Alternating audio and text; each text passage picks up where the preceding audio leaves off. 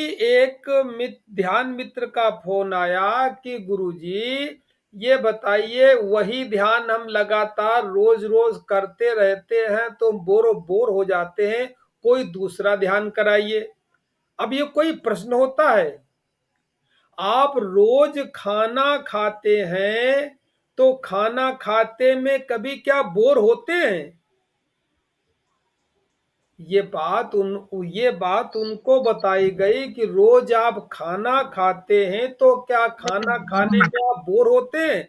खाना जो है ये स्थूल शरीर की आवश्यकता है। इसी तरह ध्यान जो है ये आत्मिक शरीर की आवश्यकता है।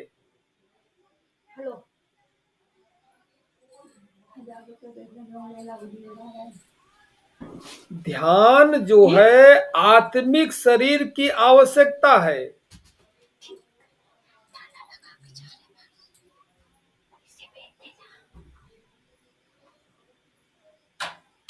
ये बात कहां तक समझ में आती? सबके समझ में आ रही ना? कोई खास बात नहीं है। हाँ जी गुरुजी, समझ में आ रही है। जैसे जैसे भोजन करने से हमारा शरीर पुष्ट होता है, शरीर पुष्ट भोजन करने से नहीं होता है। भोजन तो हम कर लेते हैं, भोजन करने के बाद जो भोजन शरीर के अंदर क्रिया करता है, भोजन आमाशय में जाता है, पचता है, खून बनता है, मांस बनता है, मज्जा बनता है, वीर्य बनता है, विटामिन बनता है, प्रोटीन बनता है। ये सब क्या बनाते हैं? बैठ के बनाते हैं क्या कि भाई ये भोजन कर लिया आप खून बनाओ? ऐसा तो नहीं, तो होता नहीं है। ये तो अपने आप होता है सब। आप केवल भोजन करते हैं, बाकी प्रक्रिया पूरे दिन अपने आप होती रहती है। इसी तरह और उससे शरीर पुष्ट होता है। तो ये प्रश्न कहना गलत है कि ध्यान कब तक करें, कब कब करें, बोर हो जाते हैं। जैसे खाना खाने से आप बोर नहीं होते हैं, नित्य प्रति ध्यान, नित्य प्रति आपको भोजन चाहिए। इसी तरह उससे आपका शरीर पुष्ट होता है। इसी तरह एक आत्मिक शरीर होता है। आत्मिक शरीर को पुष्ट करने के लिए, यानी अपनी आत्मा की उन्नति, चेतना की उन्नति करने के लिए आपको दैनिक ध्यान करना पड़ेगा। और आप ये मत समझिए कि जब आपने ध्यान किया तभी आपका काम हुआ। जैसे भोजन करने के बाद अपने आप खून, मांस, मज्जा सब बनता रहता है, विटामिन्स बनते रहते हैं, प्रोटीन बनते रहते हैं। उसी तरह जैसे दैनिक आपने एक बार ध्यान कर लिया तो ध्यान करने के बाद आत्मिक स्तर पर अपने आप सुधार होता रहता है, क्रिया होती रहती है। आपने जैसे भोजन किया और छोड़ दिया, फिर अपने काम में लग गए 24 घंटे। इसी तरह 24 घंटे में मात्र 1 घंटे ध्यान किया, फिर आप अपने काम में लग गए। आप अपने काम में लग गए और ध्यान की जो ऊर्जा बनती है ये अपना काम करती रहती है। तो ये कहना गलत है कि कब कब करें और कितने दिन तक करें। ये तो इसी तरह हो गया कि भोजन कब करें, कितने दिन करें। हाँ, इतना अवश्य है, ये प्रश्न मेरे लिए जिसने पूछा है उसका मतलब कि अभी उसकी ध्यान की आत्म जागरण प्यास पैदा नहीं हुई है। जैसे जब भूख लगती है तभी आप भोजन करते हैं, इसी तरह उसकी अभी जिसकी ध्यान की प्यास नहीं पैदा हुई है, जिसे संसार में आसार नहीं दिखाई पड़ा है, जिसे संसार में अभी सार दिख रहा कुछ।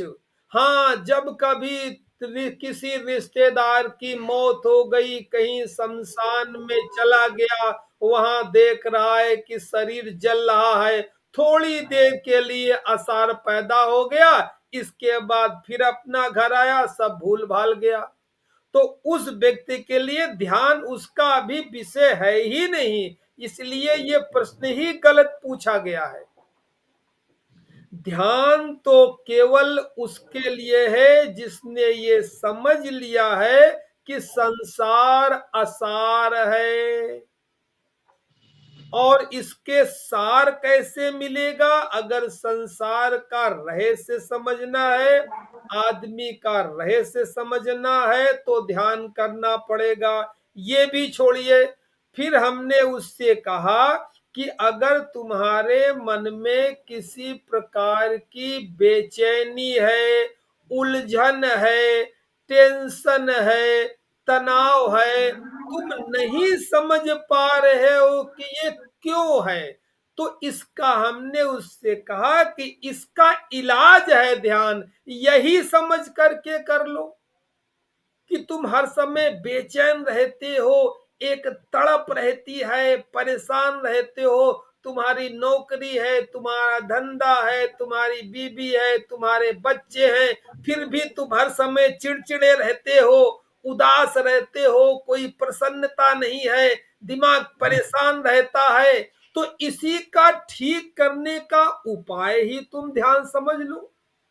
माना कि अभी तुम्हें संसार में सार दिखाई दे रहा है, कोई बात नहीं। हालांकि ध्यान उसके लिए होता है जिसने ये जान लिया है कि संसार असार है। जिसको ये बात समझ में आ गई वही अंतर यात्रा की ओर निकलता है। तो इस प्रकार का प्रश्न पूछना ही गलत है।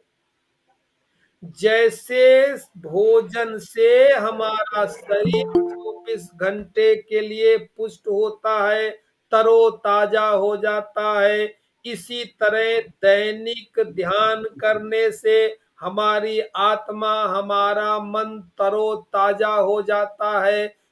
आप समझें कि तरोताजा हो जाता है, तरोताजा तो हो ही जाता है, बल्कि बहुत सी की चीजें अंदर होती रहती हैं जिसका आपको ज्ञान नहीं है।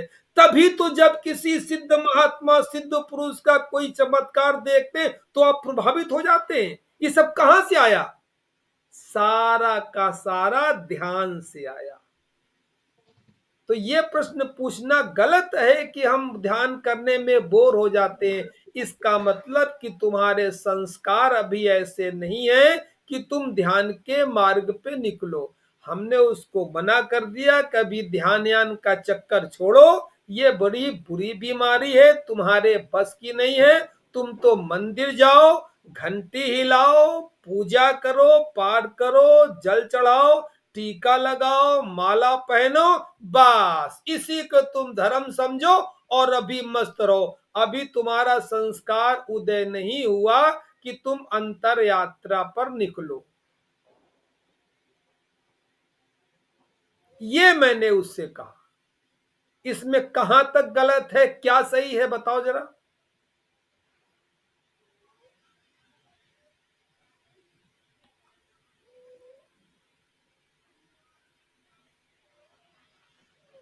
हाँ अजय जी, तो ये जी। क्या गलत है इसमें? नहीं, बिल्कुल सही है। अरे मेरा तो कोई हमसे ये प्रश्न कहे गुरु जी आप वही ध्यान रोज कराते हैं, हालांकि वो जुड़ नहीं रहा है, अब कभी जुड़ा था साल भर पहले। जी, क्या इसके अलावा क्या उत्तर उसको कहा जाए? यानी उसके अभी बिल्कुल संस्कार ही सही है भाई। मजबूत नहीं है। सही बात है। हमें हमें तो ऐसे आदत पड़ गई अब कि शाम होती जाती है तो अपने आप ही एनर्जी वहां पे होनी शुरू हो जाती है। बस बस वही वही भाई, प्यास अगर भीतर है, जो संसार में जी, लिप्त है वो तो लिप्त है। इसी को तो 99 का चक्कर कहते हैं कि 99 का चक्कर कभी पूरा नहीं होता है। कितना भी कमा लो, कितना भी धन कमा लो, पद कमा लो, प्रतिष्ठा कमा लो, मगर वो 99 ही रहते हैं, पूरा कभी नहीं होता है। जब तक 99 में एक गुरु वाक्य को नहीं जोड़ा जाएगा, गुरु वाक्य माने ध्यान, जब 99 में जब तक एक गुरु वाक्य को नहीं जोड़ा जाएगा, तब तक जीवन में किसी के 100 पूरे नहीं होते, और जब तक 100 पूरे नहीं होते, तब तक आत्मसंतुष्टि तो मिल ही नहीं सकती है। सब कुछ मिल जाएगा, मगर आत्मा में जो एक प्यास है, एक तड़प है, एक बेचैनी है, वो नहीं समाप्त होगी। इसलिए हमने कहा कि जैसे शरीर के लिए दैनिक भोजन की आवश्यकता होती है, उसी लिए आत्मिक शरीर के लिए ध्यान की आवश्यकता होती है।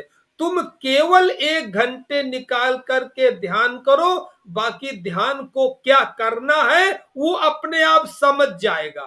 ध्यान माने परमात्मा, पीछे से अगर समझा जाए तो ध्यान माने परमात्मा, तुम केवल ध्यान करो।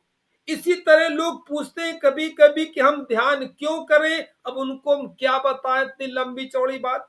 इसलिए हम यही एक सही सीधा साधा उत्तर जानते हैं।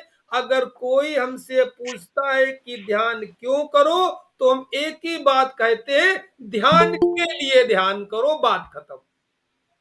वो सब जानते। गुरुदेव, अब तो ऐसा है कि किसी से ना मेरा बहस करने को भी दिल नहीं करता, कभी फालतू बोलने बिल्कुल को नहीं दिल करता। बिल्कुल। तो, तो दिन में भी ऐसे ही करता है कि आंखें बंद करके बैठ जाऊं बस। बस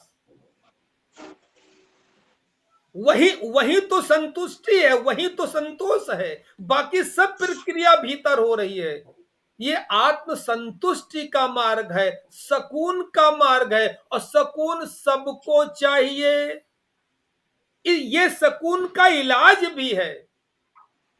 तो